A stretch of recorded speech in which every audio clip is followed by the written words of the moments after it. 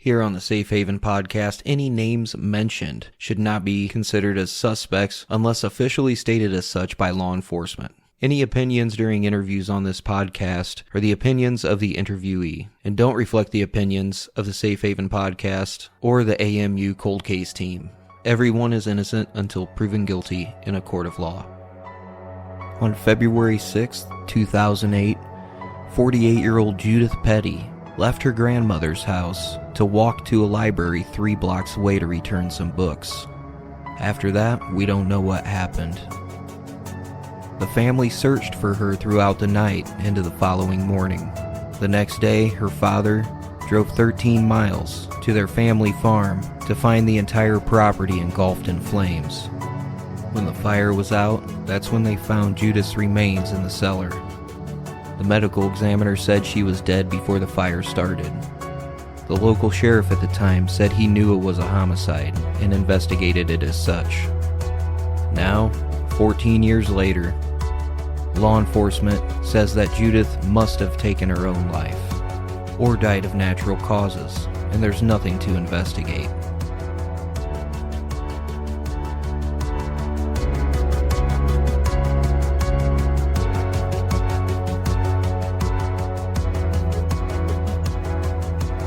Welcome to the latest episode of Safe Haven, the unsolved murder of Judith Petty. I'm here joined with Melissa. How are you doing tonight, Melissa? I'm good. How are you? Yeah, I'm not too shabby, I suppose. Just got off work and coming home, opened up a beer, good to go. Me too. Me too. I'm drinking a light beer now because I'm trying to watch my carbs. What are you drinking? I'm drinking a Yuengling Flight, which is actually a super low-carb version of Yuengling. It's kind of a newer beer. Tastes pretty good, though. Really? I've never heard of it. Yeah, super light carbs and calories. But I'm sure after we get done recording, I'll make my way to drink some Blue Ribbon at the bar. So they That's right. You and your Blue Ribbon. Hey, man. It's good beer. All right. Good. Well, we got our beverages. We're ready.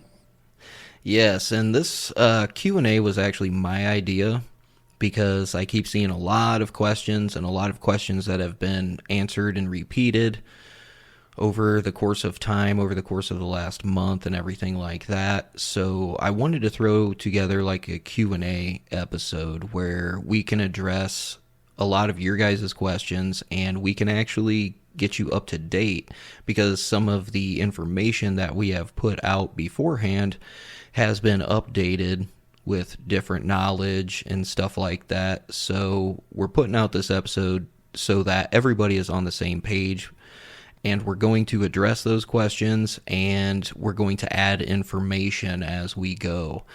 So that's basically why I did it. I'm glad Melissa was on board. I was like, I think this should be a good idea because I keep seeing a lot of the same questions that we've answered like weeks ago and a different thread, which it's none of the listeners' faults or anybody in the group because there's still people joining every day. So basically I wanted to do this, like I said, to keep everybody up to speed and up to date because some details have changed since we started this podcast as we get further down the investigation and we get more tips and information, stuff like that. So before we get going, we do have to address a detail that we got wrong in a prior episode, and I got a message from a gentleman and he was very nice. He goes, "Hey, I just want you guys to know that you called Chief Deem Chief Deem. He's not actually the chief, he's the number 2 guy. His title is Chief Deputy Deem." So we do apologize for that error. We will make sure that we're on track moving forward. I will say this, I told him the same thing when he messaged me about it, and we do appreciate those kinds of corrections as well. We are not up here high and mighty just being like, oh, shut up, who cares? You know, we like those corrections. The thing about, I think when we get going a lot of times during an episode and we have all this information and all these names and all these people going on in our brains and we're trying to map it out for everybody, sometimes we do get a little bit confused and we apologize for that. So, well, at least as we said, I didn't like demote him. I promoted him, or we did. So yeah. It was, I think, a good mistake to make, but it was definitely we gave him a little promotion. There you go. You're welcome. Oh, and also thank you to the sheriff's office. I do want to say that before we get going as well. Thank you to the sheriff's office for replying to our email. Yeah. Thank you very much. Yep. So more to come on that. Yeah, more to come on that in the future. Yep. Yep. So one of the things we wanted to do in this episode is discuss another alternative theory. So along with the Q&A, we added those questions into some of the things we're going to talk about in this episode. But we've heard, and also we also, wonder about the possibility of Judy walking all the way out to Jericho Road and where Chris, picked her up, and just kind of looking at that whole scenario. And it just doesn't seem to fit, with her physical health, with it being so dark out and dangerous roads. And it seems so out of character for Judy, which all of you have also mentioned. So we wanted to take time to kind of talk about an alternative theory. And one of the things that a good crime investigator does is they look at, the first 24, 48 hours before something happens, right? You see all the TV shows, 48 hours, well, that's afterwards, but the 24 hours before are so crucial to kind of understand what's going on in the victim's life. So yeah, the context is always very important, right, in any kind of case. Right. And we haven't spent too much time, I don't think, yet on the 24 hours prior to Judy's disappearance. So we wanted to take the time to do that now, and then possibly look at another option or alternative. So if we look at the 24 hours before Judy disappeared, we know that her family were grieving the loss of Uncle Bill. So Uncle Bill died from natural causes. And on the 5th, so February 5th, they had the wake and the funeral for Uncle Bill. So Judy actually left the wake early to return home to take care of Grandma Wilson and also the nieces and nephews. So she did not stay for the whole funeral after the wake. So she left right during the wake to go back and take care of, like she did, right? That was kind of her role. She was, the favorite aunt, and she took care of her grandma. So she left early while everyone else stayed, and then went to the burial. So because she didn't go, she didn't know where Uncle Bill was buried. So she had asked her family, where was he buried in the cemetery? I'm going to mess this up, Justin. How do you say the cemetery's name? I always want to say Olive, but is it Olivet? I think it's Olivet. I think it's Olivet.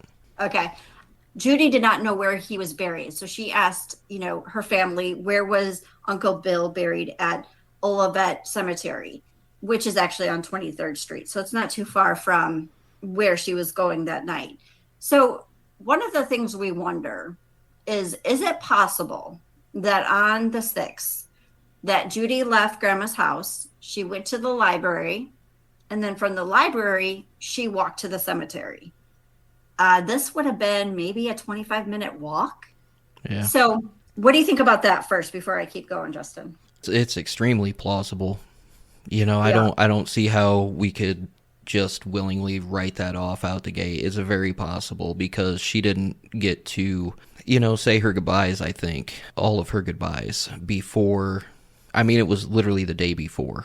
Right. So, right. The family's going through a lot. She had other responsibilities. So it's extremely plausible, for sure. Right. And it's a short walk, too. It's a very short walk, so. Right. And I agree. I think when we look at it, we know that she was really upset right on the 6th because, her grandma was yelling. She wasn't being kind to Judy. And her grandmother, we will say to her defense, had dementia, right? Yeah. Which is so common type of behaviors that you see with somebody who has a diagnosis of dementia. Just for instance, a little reference here, like my grandmother just passed away from that probably about 7 months ago. It was the same thing. She didn't even know who people were at that point. Just, she could be very mean, very nasty. And right. I mean, it's just part of the condition, unfortunately. It is. And, we definitely, I work in hospice. I work with lots of, patients who have dementia. And it's one of those behaviors that where the family tells us that Grandma Wilson would be very verbally mean to Judy, but then she'd always be looking for her. So it was just your typical, unfortunately, behaviors of someone who suffers from dementia. So Judy left, went to the library is our thought. And then after that, we're not sure. Well, we know her books were returned. So for me, I feel like her walking to the cemetery is much more likely than walking out on those dangerous roads. Like that would be so much more out of character for her and what we've heard from her family about Judy and how responsible she is, walking 10 miles at night rather than staying in town and going to the cemetery. I just feel like that alternative theory or thought seems more likely. I totally agree. Like we were talking before we hit the record button, I can see her going on walks. I can see her Right. going on maybe an hour, half hour walk. She had to do so for her health. Right. But at the same time, her health, I would think, would prevent her from walking extremely long distances up and down hills on a windy road at night when it's, 40, 50 degrees outside, I think it was at night. Yes. I can't remember. I mean, even Yes. lower, I think, in the 30s or upper Yes. 30s. But I just don't see that as plausible. I can see her walking plenty, but Right. walking 10 plus miles in one instance through these roads, up these hills, down these hills, with, from what was described as bone spurts in her hips, diabetes, I just don't see that. I can see her definitely walking to the cemetery library. She enjoyed walking, so. He did. And I think that goes with her character. You know, when we looked at victimology and when we look at different things in the first 24 hours before she went disappeared, she very much could have walked around town. Like she was seen walking to the Piggly Wiggly, or we know she walked to the Piggly Wiggly, I should say. So walking in town wasn't out of the ordinary for her, but walking that far out to the farm would have been out of the norm for her. Yep. One of the questions that we had on the Facebook group was there any video surveillance from businesses on the route Judy may have walked obtained? So the short answer is we don't think so. We haven't seen the reports. We don't have access to the police records. But back in 2008, from what I've known, a lot of businesses didn't have video cameras outside of their buildings or offices.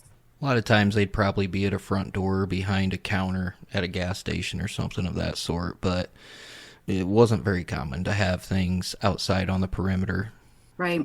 So, I mean, if we had access to the case file, we could probably give you a better answer, but we're not getting access to that because basically they just don't want to give it to the family. That's where we're at with that. So if we could go through that, that would tell us a lot more information, but as of now, we're not 100% sure. Yeah, we just don't have anything like that. And when I talked to Westfall, he didn't mention being able to get any kind of surveillance. Yes. That would have shown that. So I think he would have remembered if he saw her on video too, to mention it. Another one of the questions was, were authorities able to collect any type of DNA samples? From what I understand, no, because there really, unfortunately, was not much left after the fire.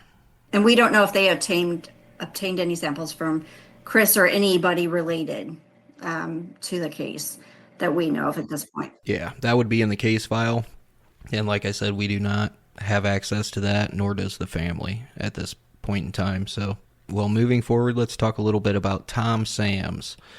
He lived adjacent, right behind the Petty property.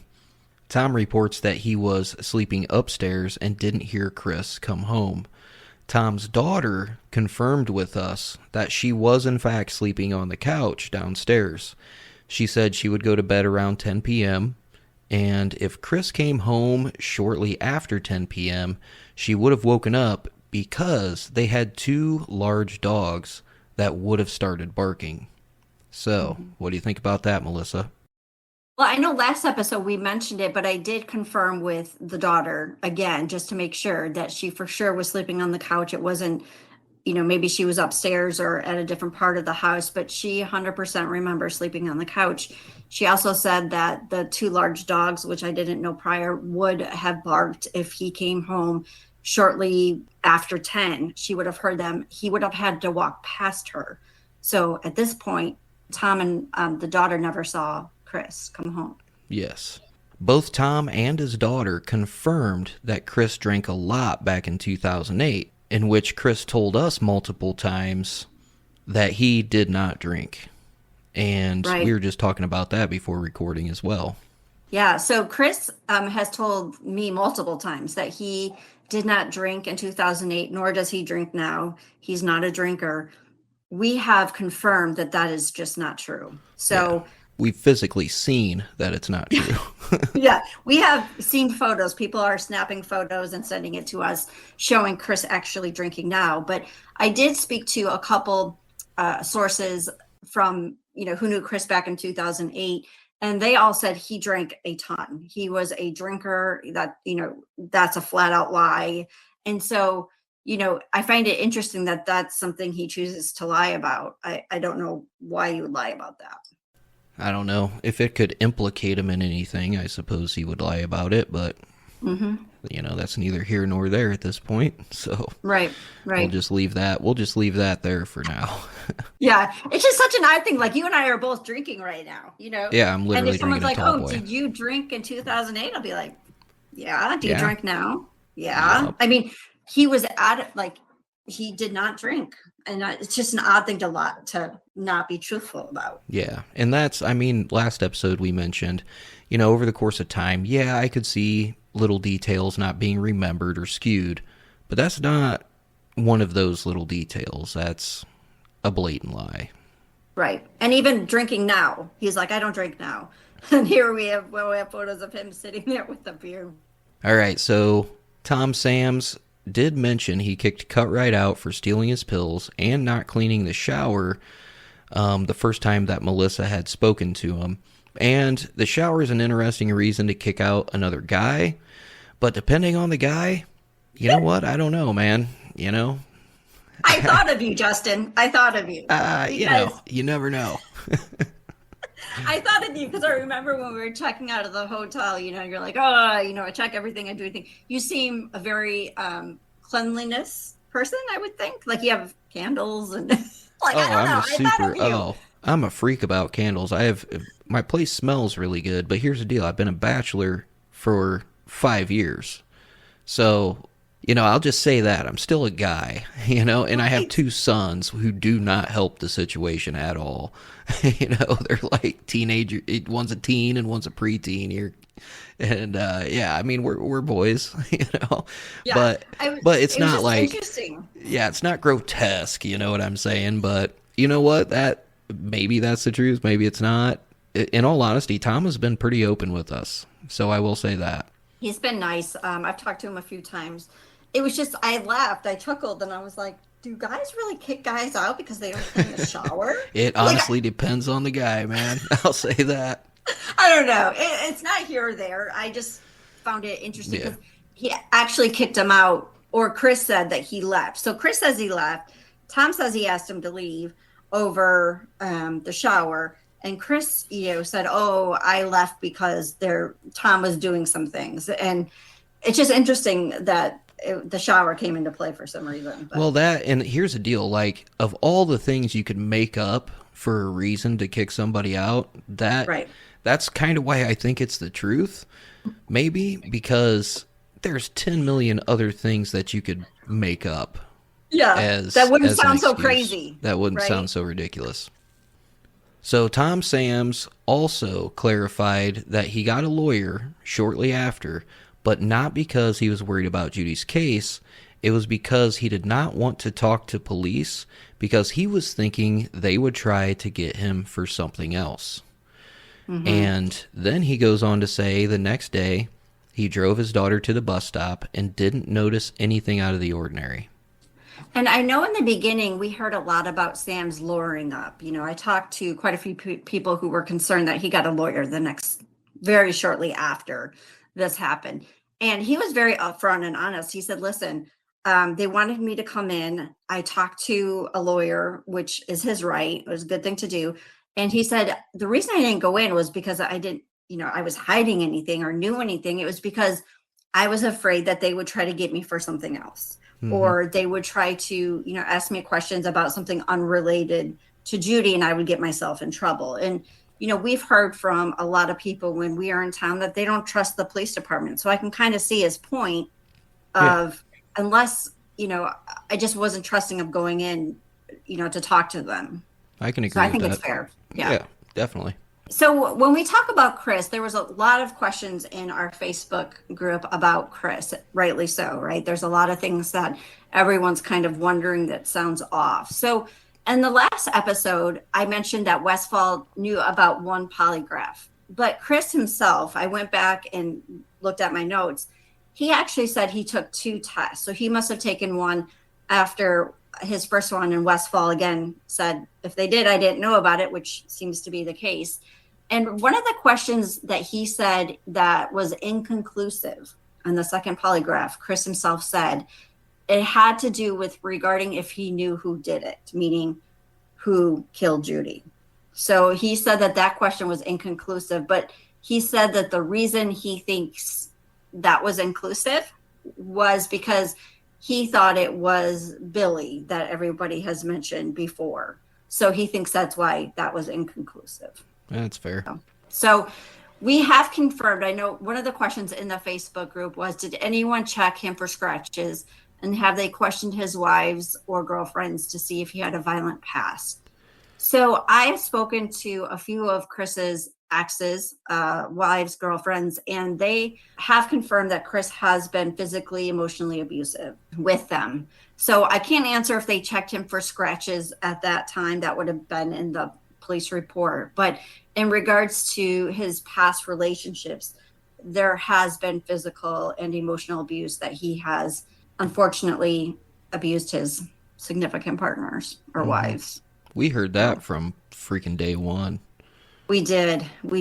And when I was talking to one person in particular, it was really hard for her to talk about, some of the things that, has happened, and it makes your heart go out to, victims of domestic violence and just the fear that they live in. So we do know that he, back in 2008, had the potential, or did, become violent. Yeah. The other thing I want to mention real quick is that Chris gave two conflicting statements in my call with him. So get this. Okay, so first he said that the bar closed early due to the Tough Man contest. Then in the middle of our conversation, he said it was late when he left the bar. So which one is it, right? Yeah. And what really gets me, Justin, is that he can't even give us approximate time on when the bar closed. Like, you know that you got home by 9, let's say, right? He said he went straight home. You have to have some idea. If you can remember that it closed early for a Tough Man contest, you think you would kind of have an idea of when that was. Like, he remembers a lot of other things, but not even to give like an idea or an estimate of when he thinks the bar closed. What do you think about that? You think it's just 14 years and he doesn't remember? Yeah, I mean, it could be, but at the same time, I don't think he's being 100% honest with us on other things. So that being said, I could see him not being honest about this. It could be 14 years, could be the reason. But at the same time, when you're saying, well, I was home by this time, right around this time, and we have it confirmed that no, you weren't, that's the part that bothers me. One of the listeners, thanks so much, who said that no, the Tough Man contest isn't during the week, it's on the weekend. But what was on Wednesday night was this ring girl competition thing. So we found out that this ring girl competition was actually at this bar called Nip and Q. What's interesting is, so if this ring girl competition was at 7, right, let's say on a Wednesday, how long do they normally last? An hour, hour and a half? Yeah, depending on how many contestants you would have, right. It could vary a little bit. Yeah, it's a work night, yeah, it's kind a of Wednesday thing. night. Right. So if the bar, let's say, closes early and Chris goes straight home, like that puts him at Tom's at like 7:30, right? Because it wasn't far from the Sundowners bar to Tom's, so he would have been home 7:30 or so, right? Yeah. But then that leaves a window because we know he wasn't home at 9 or before 10. Absolutely. So yeah. That leaves a pretty big window. So, we can't account him for the rest of the night, basically, because he doesn't remember what time he left the bar. And, we know he wasn't home before 10. Yep. So even if the bar closed at 8, he's still not home in 2 hours.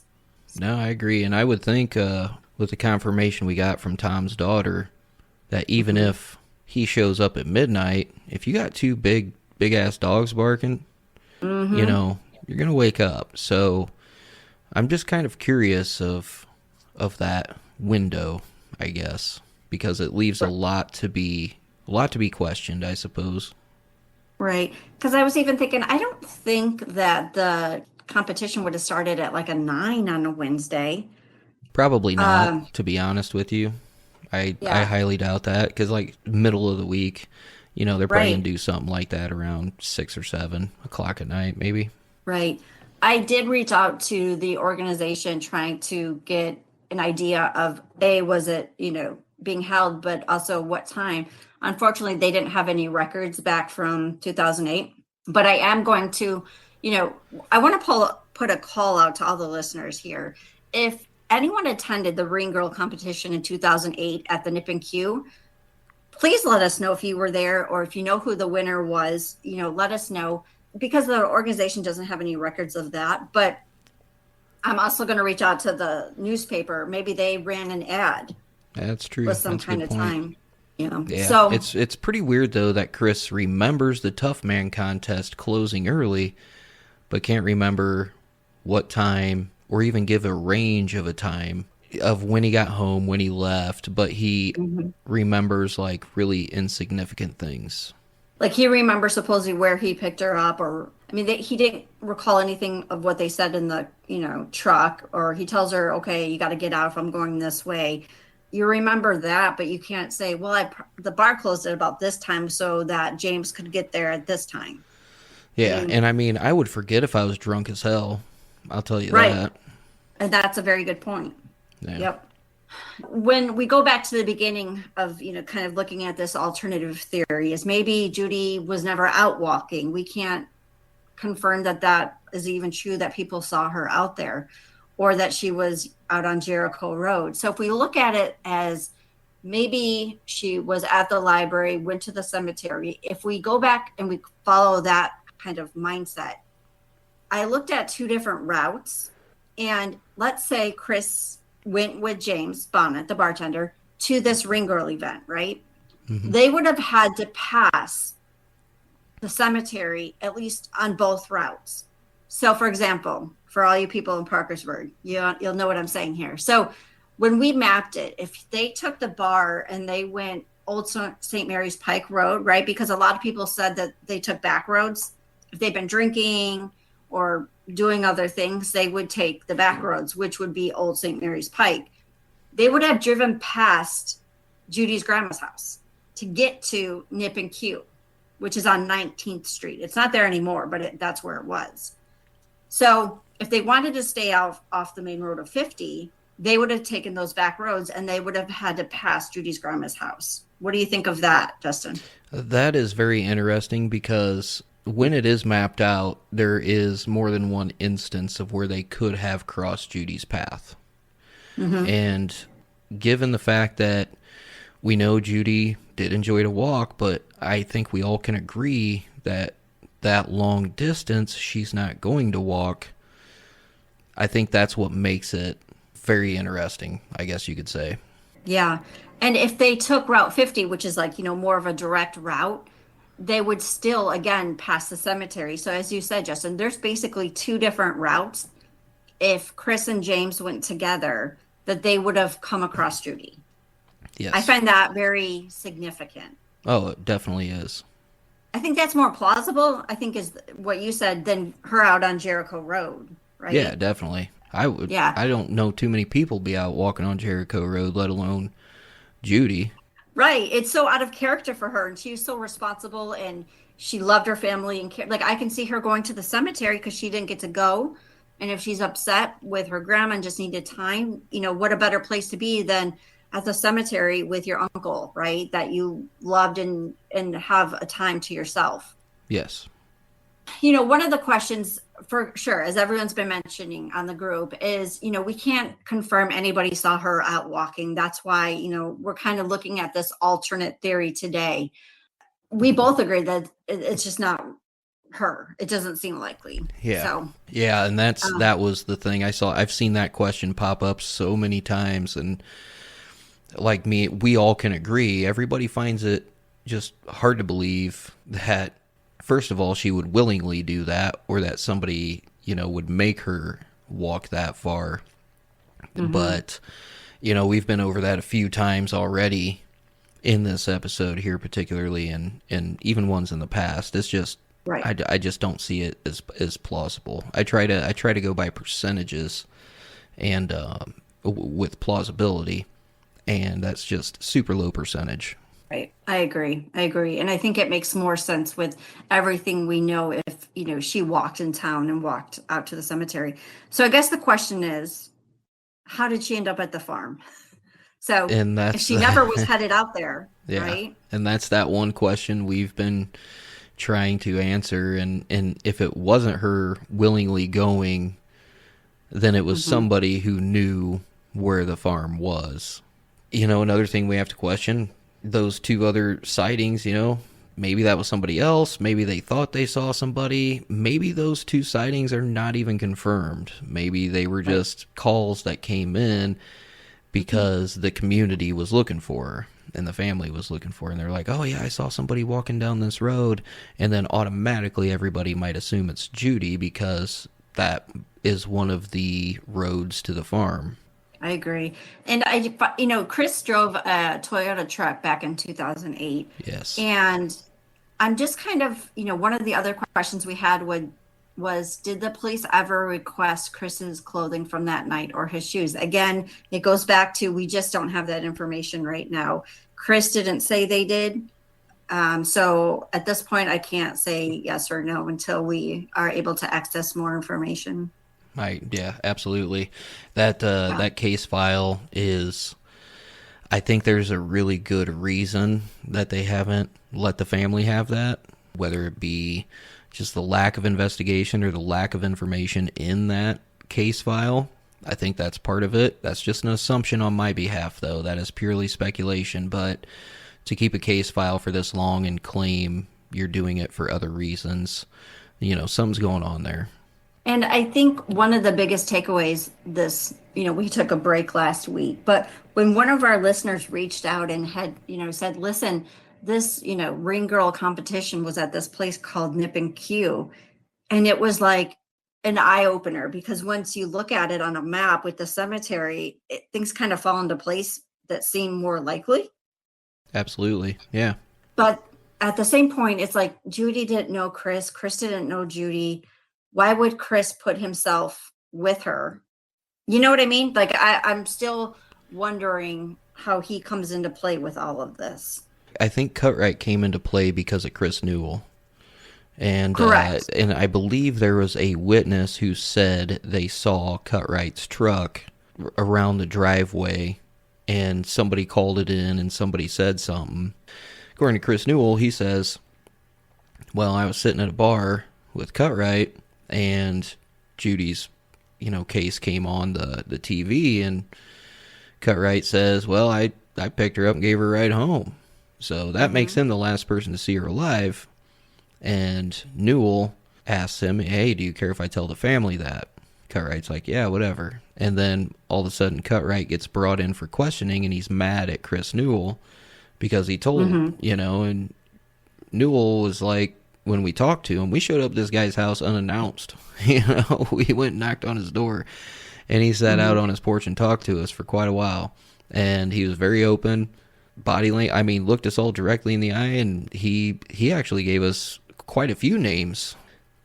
Going on Chris Newell, he used to live in the house that was close to the Petty Farm driveway. He is the nephew to Bob Newell, who was the mayor of Parkersburg at the time of Judy's murder.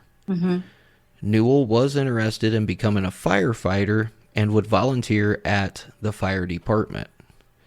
He was the one, like I said, that called Mr. Petty and told them Chris Cutright picked her up and dropped her off at the driveway to the farm. Now, Chris Newell says that Cutright got mad at him after he told Petty's that he had dropped her off. Yeah. And then Chris's name gets around a lot in this case, Chris Newell's. And we think it's because he was the one to call and say that Chris Cutright reported picking her up and dropping her off at the farm. Now, we talked to Chris. Like I said, we knocked on his door unannounced. He came out, sat right down on his porch. He was very comfortable. He was very open. He answered every single question that we asked. I don't know. It was a good conversation. I want to say that.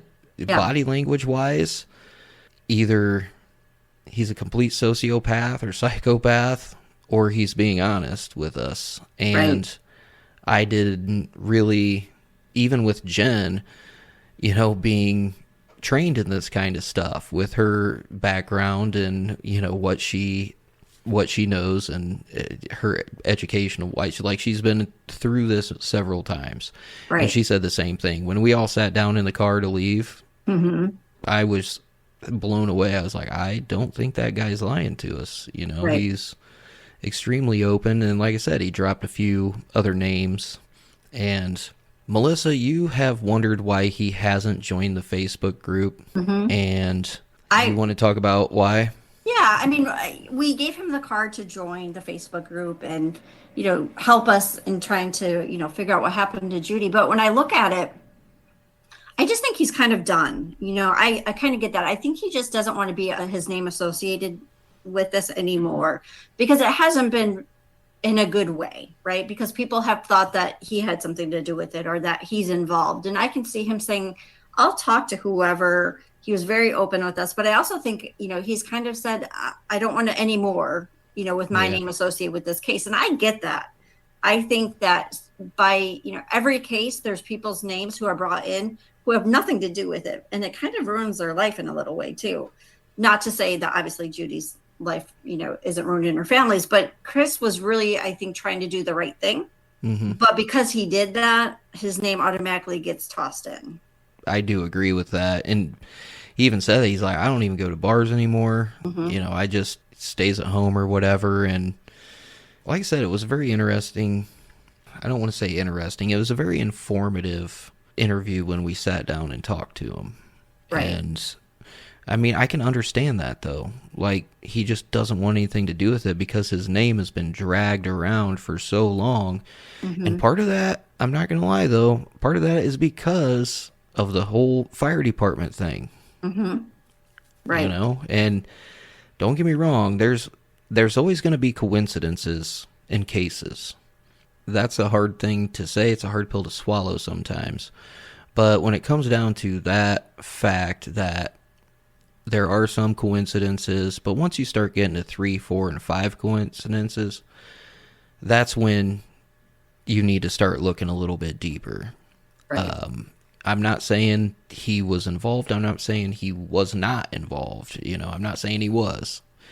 I don't know. He was very honest and open with us. He was very comfortable when he talked to us. And like I said, he gave us great information when we talked to him about other avenues to pursue and other people to look into. So I don't know. That's kind of where I'm at with it.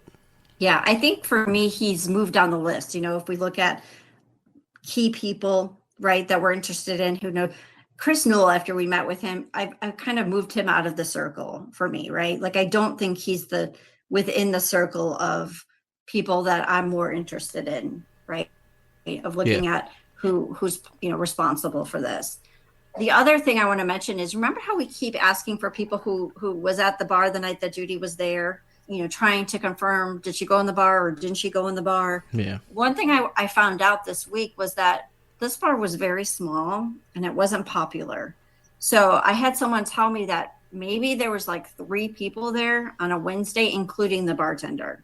So I think that's why we haven't been able to hear from anybody if she was in the bar or not, because there wasn't anybody in the bar. It's not like a hopping bar where maybe a lot of listeners were there. No, I've heard like maybe there was 3, if that. So we know James was there. We know Chris was there. Maybe it was only them. I don't know. Yeah. Yeah, I just thought I would mention that because I put out posts like, hey, if you're there, let us know. I don't think anybody was really there. Yeah, I could see that being the case. I mean, small town, small bar on the outskirts of town. On a Wednesday I night. can see that. Yeah. Yeah. And you got this ring girl competition going on. And the one thing I also find interesting is that Chris said that he loves to play pool. So he'd play a lot of pool tournaments and things like that. Well, this Nip and Q, not only was the ring girl competition there, but they had a lot of pool tables. There was a lot of pool things going on. So for me, if I look at it and say, is it possible or probable that if he was a big drinker back then, which we've heard he was, he's not going to go home at 7:00. Why wouldn't he go with his buddy James to the ring girl competition? Number one, it's a ring girl competition, but he could also shoot pool and continue to have drinks. So for me, I don't see him going home at 7 when he could go do that. What do you think? No, I completely agree. I completely agree with that. It's just, again, another theory, another thought. We're not saying this is how it happened or not. We're trying to make sense of what we know so far. And, you know, again, if we look at this alternative theory, it makes more sense to me. But then we have the big question, right? How does, you know, Chris come across her? Because he says it was out on Jericho. But if it was out at the cemetery, how does that happen?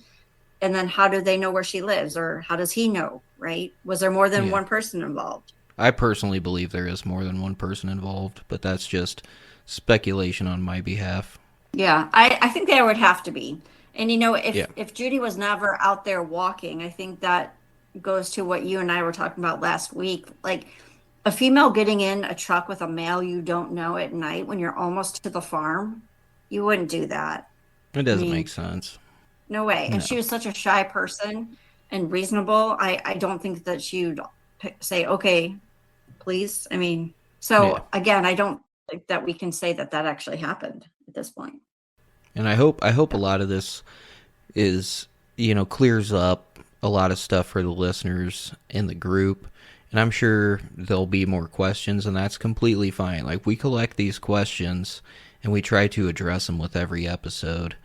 But I did want to just do like a Q&A to address a lot of the same questions that we keep seeing, and to bring everybody up to speed with information that we've learned in the last 6 weeks. You know, we have reached out to a forensic anthropologist who might come on board. We have the arsonist expert going to be looking at stuff. I know, Justin, you're working on the medical piece. Yeah. So we have more to come on this. We're not done. We're still getting tips, keep still asking questions. I'm interested to hear what people have to say about this alternate theory and some possibilities of how she then got out to the farm or how that happened. Yeah. And you do have a visual of the route, correct? With the cemetery, the route. Library. Yes. Yes, I did map all of that out so I can look at putting that on. I did it a couple different ways, so I will try to upload that and get that so everybody can see. Outstanding. Yeah. Well, that's about all I got, Melissa. How about you? That's all. That's all. Right. Did you have a good Thanksgiving? Yeah, it wasn't too bad, I suppose. How about you? It was good. It was good. Yeah, I ate too many deviled eggs and mashed potatoes. I heard you and deviled eggs. I don't know what that's. Next time we're together, I'll get you. It's just that's my thing. Like, you can fight over the ham and turkey. I don't care. I'm taking the plate of deviled eggs and I'm leaving. That's I love it. Just how it is. Yeah. I don't know why. I just love those things. You know what's so weird that's your thing is that when I was growing up, my mom and my aunt would always trick me, like said that I made the best deviled eggs. There's just so that I'd make them. So like every get together is like, Melissa's making the deviled eggs. Melissa's making the deviled eggs. Mm-hmm. And I'd feel so special and honored, but it was just because they probably wanted me to do it. Oh, for sure. Yeah. Yeah. Like, you make the best. So anyways. All right. Do you want to give the information for the tip line and email?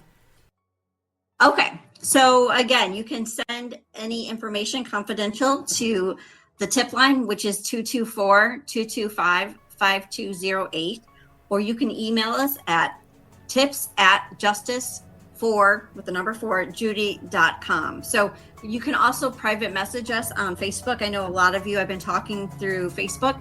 Feel free to continue to send information, questions, thoughts to us, and we're happy to take a look at it. All right, Melissa. Well, until next time. Till next time. Yeah, I'll talk to you later. Bye.